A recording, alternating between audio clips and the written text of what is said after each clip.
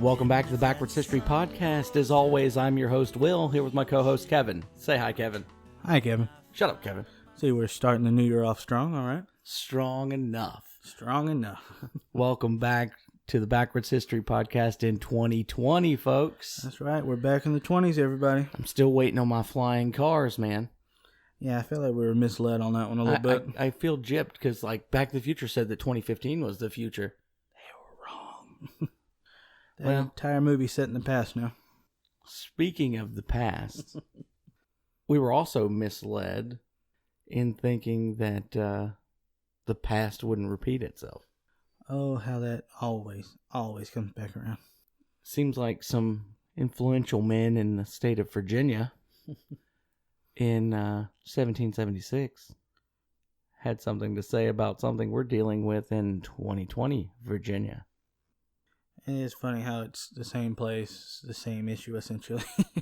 And it's just, here we are again. Like, just, did you not read that book? If you haven't guessed what we're talking about right now, we're talking about what we talk about a lot, the Second Amendment. We're talking about Virginia and its newfound want to infringe Very harshly on the Second Amendment, on gun owners and their rights, which I think, correct me if I'm wrong, Kevin, I will. but the very last portion of the Second Amendment says shall not be infringed. Well, while I'm no constitutional expert, I do believe it says that, and it's plain enough English. I think you'd understand that. Like, it's not really open for interpretation. I don't think so. You would think. You would think. You would think. Well, apparently, the state government of Virginia has now been taken over by majority by Democrats. Which, it happens, you know. And now they want to pass a lot of very, very, very restrictive, air quotes, common sense gun control measures. Just vague enough. For the safety of the public. What was that famous guy who said something about, giving up essential liberties for safety? Mm-hmm. You'll have neither liberty nor safety. Mm-hmm. What was that man's name? Well, that'd be our good friend, Mr. Benjamin Franklin, I believe. Oh, Ben Frankie Frank. Oh, Benny boy. On the 100. On 100. Must be nice. And then his colleague, Mr. Thomas Jefferson. Another name you might recognize. At least I hope you do. He said that the tree of liberty must be refreshed from time to time with the blood of patriots and tyrants. Mm-hmm. Wonder what that means. Well, I mean, he did live through the Revolutionary War, so he might know a thing or two about tyrants and patriots. And you think that maybe they were making sure that posterity would continue to have the ability to defend themselves from people who would seek to take advantage of them in the future? That tracks. That sounds right. I think that might have something to do with it. I think you're getting on something there, yeah. Well, we have an issue with our American education system and the things that they like to leave out. Just lie about sometimes. And here's something that I actually learned about recently that I'm pretty sure a lot of Americans are very, very unfamiliar with. Yeah. There was actually an uprising after World War II in Athens, Tennessee in 1946. Kevin? Now, being a Tennessee native, I was really surprised that growing up there, I never really heard about this. So it's something that, it's like I get swept under the rug kind of thing. And I think I know why. But the story goes, back in 1946, you had a corrupt mayor out of Memphis, my hometown, Crump. He lost re-election, but he didn't lose his power in Tennessee. He used a system that's been around for a while called political machines, where you have power and influence that you use to get people in certain positions and keep them there. Anyway, he goes over to Athens, Tennessee, where he basically owns every politician, sheriff, deputy, the whole 9 yards. And so they're basically stuffing the ballot box at this point to keep people in power. Well, if you know your history, you know in 1946 we have a lot of veterans returning from World War II. And they don't like what they see when they get back home. You know, they've been over in Europe, over in the Pacific fighting, very corrupt governments who are using their power and who were using their power and influence to maintain power and influence as a vicious cycle. And they see this back home and they start thinking to themselves, you know what? I fought this all over the world. I'm not going to stand for it here in my own backyard. Yeah, why would I go 1,000 miles from home to help someone else deal with it, and then I'm going to tolerate it when I get home? Right. It's one of those things you see a lot of World War II vets when they come home. A lot of these people had never really been outside their hometown, and all of a sudden they're thrust onto the world stage, and they start to see there's so much more to the world than what's beyond their back porch kind of thing, And so they come back home more or less enlightened, and they've seen horrors of war. They've seen what corruption does at any level. And they're like, you know what? No, I'm not going to deal with this. So how the story goes, you had a World War II veteran running for office in Athens, Tennessee. And the locals for many years now have suspected that once the ballot boxes are collected and taken to the county jail, that they're being stuffed with pre-filled ballots to ensure certain people stay or certain people get in certain offices to maintain this level of control and influence. So when they come for the ballot boxes, you have citizens who are armed and they're like, you know what? No, I've had enough of this. And you have a standoff that ensues. Well, I think it actually started with a black man attempting to vote at one of the voting precincts and was shot by a sheriff's deputy. That really sparked the eventual standoff. Yeah. You've spilt blood first. Right. So, hey, we're at that level now. Force has been used. You're going to get force in retaliation. Once that man was shot, they then gathered the ballot boxes and rushed them to the county jail. Where they felt safe. And someone had a key to the city armory or county armory or whatever, right, and then armed the veterans and some of the civilians, who then posted up outside of the county jail, demanding that the ballot boxes be turned over. And it turned into this big standoff, eventually ending with them blowing up the doors. The veterans rigging TNT or dynamite to the door of the county jail and blowing it open, and people inside surrendered. They're like, okay, this level of force we're not prepared to deal with. I'm corrupt, but they're not paying me enough for this. Right. And eventually, when the dust settles and all the shooting's done, the result is the existing government is removed from power, and a new system of government or new officials are put in place. And not just because of the armed uprising, the veteran-backed and veteran himself, candidate running for office, actually ended up winning by legitimately winning. Legitimately, yeah. The vote, and I think that's pretty neat. They pretty much just held him to the same standard that they needed to be. It wasn't like, oh, well, he won because we removed you. Right. No, he legitimately won, and you were trying to steal it. Yeah, it's one of these things of, we fought to maintain the system of government, and we're not going to let you just walk all over it. Yeah. Now, one thing that has more striking parallels this story with modern day is one of the money-making opportunities they had there was that the politicians in office were getting kickbacks for how many people were arrested and incarcerated, which has striking parallels to a very controversial topic today of private prison, or what we like to call the prison industrial complex, which we're definitely going to have a episode on. Oh, no doubt. And it's one of those things of when you have a prison system and you have a quota you have to meet, you can't always rely on people to break the law on their own accord. Right.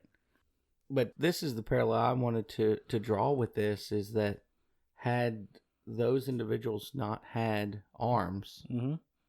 they wouldn't have been able to stand up to anything. To the people who are elected, put in place, and hired to protect their rights. Right. If those that swear an oath to protect your rights default on that oath, and you have no means to hold them accountable, how are you going to do it? Right. It's one of those things of, I put these people there to protect me. They've taken my ability away to protect myself. And now I'm at their mercy. Another more modern instance of armed civilians taking back what's theirs is the whole Bundy Ranch debacle out in the Midwest. Apparently, the Bureau of Land Management, which is a federal agency, started removing this man's cattle from what they claimed was federal land, and he claimed had been family land for a long time. Something to do with an endangered turtles, air quotes, endangered turtles in that area. And, come to find out later, it was because that land was slated for a solar farm for a Chinese company, but that's an episode for another day. So they started removing this man's cattle, killing some, trying to sell others, things of that nature, and people stood up. The local militia, that man's whole family, and even militia from other states came and converged on this. It was like an overpass.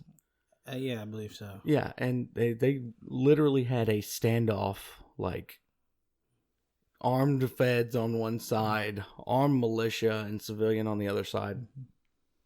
Full on, Old West look to it, because some were on horseback. Oh yeah, that was the part I really enjoyed. They went like super old school. Right. It is in the Midwest. Like, you see these cowboys on horses with AR-15s. I'm like, dude, this is kind of cool. And there's this one really, really iconic photo from that. Is there's men on the overpass on the actual road above. There's a guy with his weapon sticking between the concrete barriers, aimed directly at the line where the feds are at. And eventually it ended with the federal government backing off. They literally backed out, like walked backwards, scared. We're done here. On the way out, because they were outgunned. And even if they weren't outgunned, if they would have shot those civilians, it would have just blown up big time all over the country. It would have been the next Lexington and Concord. They did have the high ground. Gratuitous Star Wars reference. Whoops.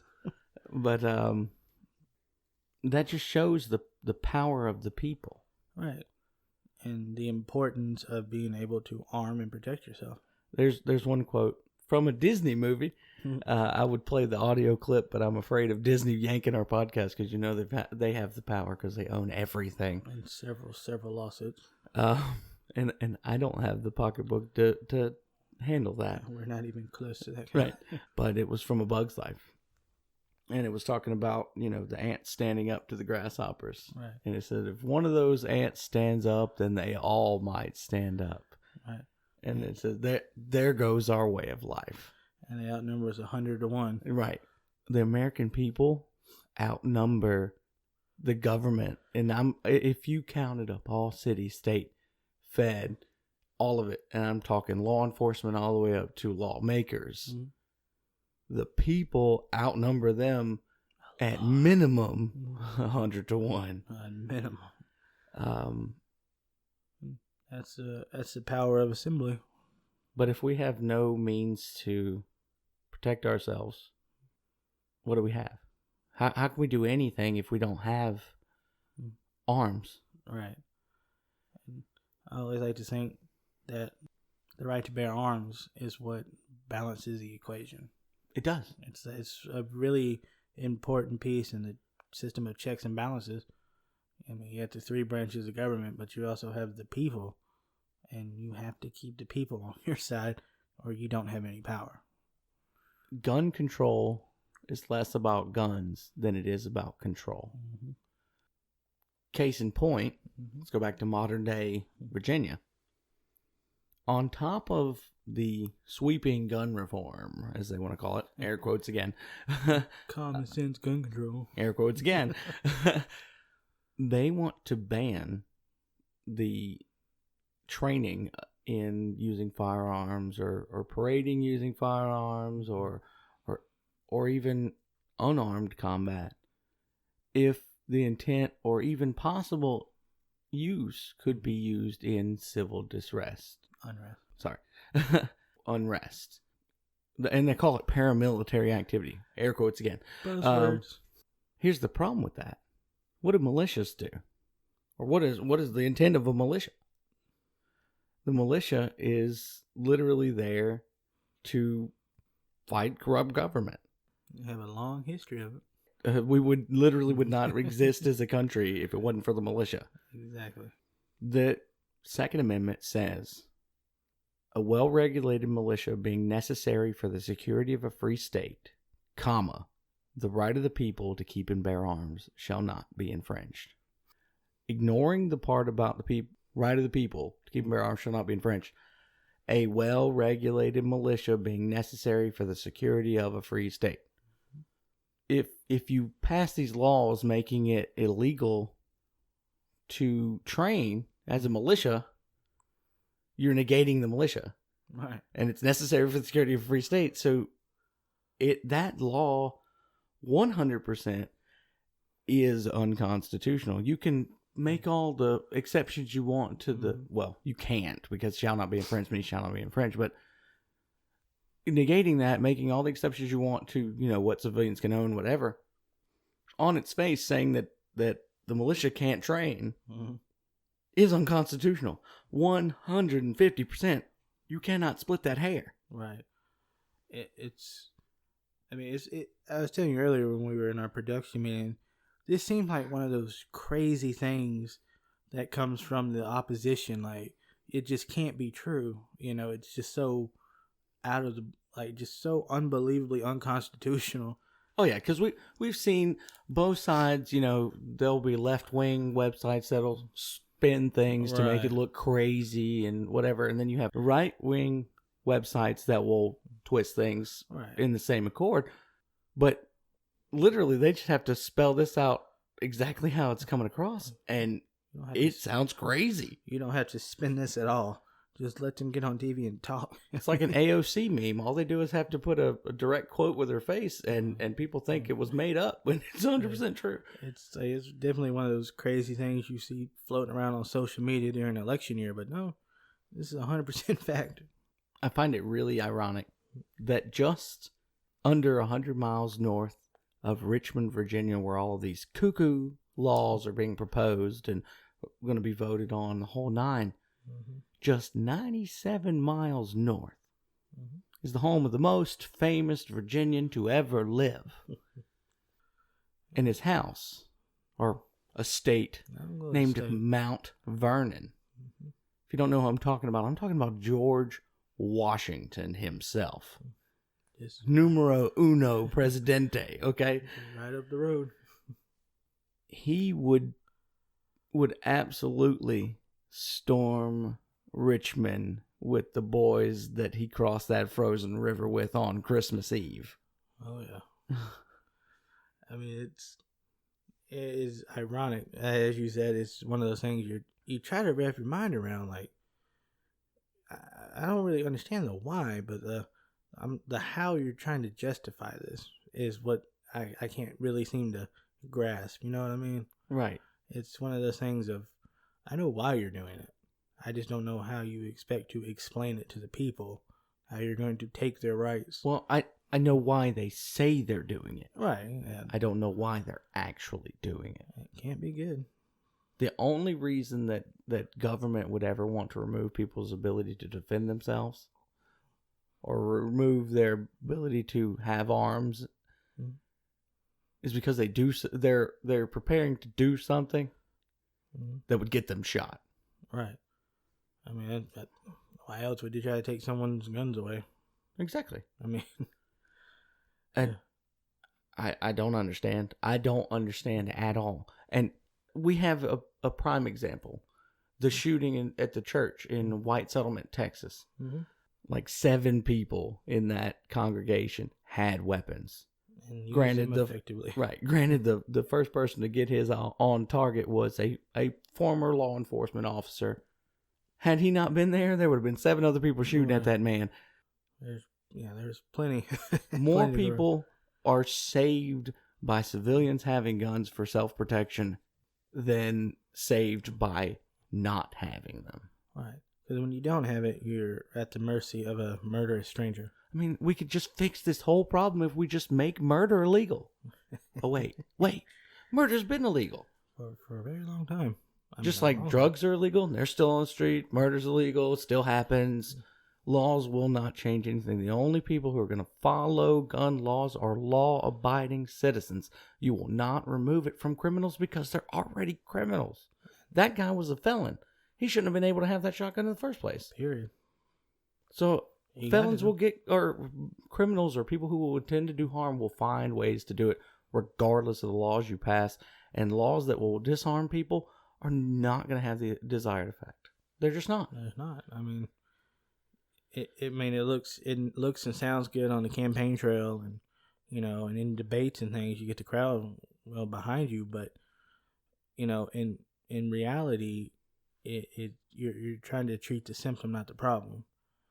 If he didn't have a gun, he wouldn't have shot those people. What? And it's more common sense to know that. Right. I mean, but if you want to hurt somebody, there's more than one way to do it. You don't have to have a gun. Timothy McVeigh used a truck with diesel fuel and ammonium nitrate, aka fertilizer. Fertilizer, yeah. I mean, guns, like you said, it's not about the gun control. It's about control. Exactly. And I guess this is a good point to leave. Yeah. I think this is where I think we need to leave this one. The state of Mississippi, thank God, is a Second Amendment sanctuary. So Virginians, if it don't work out up there, you got down here. But if crap hits the fan in Virginia, it will be the next Lexington and Concord. I guarantee it. As Americans, we have a long history of not liking being told what to do. Exactly. And we have a tendency to fight back. As always, we don't want you to take our word for any of this. We don't want you to take us as experts on anything. We're just 2 guys and a microphone. So as always, do your own research, form your own opinions, trust, but verify.